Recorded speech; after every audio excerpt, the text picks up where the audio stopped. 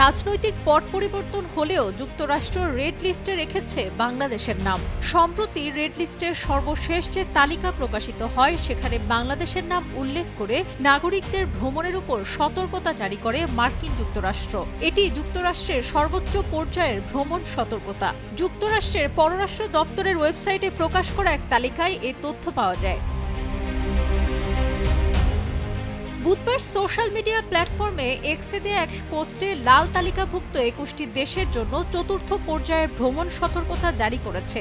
ঝুঁকিপূর্ণ ২১ দেশের তালিকায় যুক্ত হয়েছে বাংলাদেশের নাম।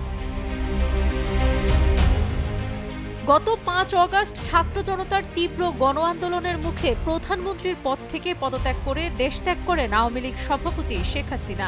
এর পরের দিন মার্কিন দূতাবাসের ওয়েবসাইটে চতুর্থ ধাপের ভ্রমণ সতর্কতা জারি করা হয়। সেই সতর্কবার্তায় বলা হয়েছিল, বেসামরিক অস্থিরতা, অপরাধ ও সন্ত্রাসবাদের ঝুঁকির কারণে বাংলাদেশ ভ্রমণ করবেন না। সন্ত্রাসবাদ সম্পর্কে সতর্ক করে মার্কিন নাগরিকদের উদ্দেশ্যে বলা হয়, এই সময় স্বল্প বা আগাম সতর্কতা ছাড়াই সন্ত্রাসী হামলা হতে পারে। তাই মার্কিন নাগরিকদের পরবর্তী নির্দেশ না দেওয়া পর্যন্ত এই দেশগুলো ভ্রমণ না করতে পরামর্শ দেওয়া হয়েছে।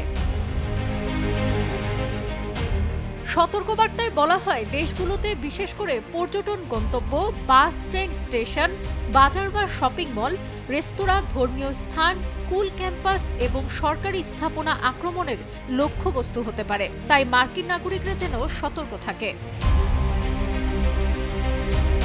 বাংলাদেশ ছাড়াও তালিকায় থাকা অন্য দেশগুলো হলো Afghanistan, Belarus, Burkina Faso, Myanmar, মধ্য আফ্রিকা প্রজাতন্ত্র, Haiti, Iran, Iraq, Lebanon, Libya, Mali, উত্তর কোরিয়া, রাশিয়া, সোমালিয়া, দক্ষিণ Sudan, Sudan, Syria, Ukraine, Venezuela এবং ইয়েমেন।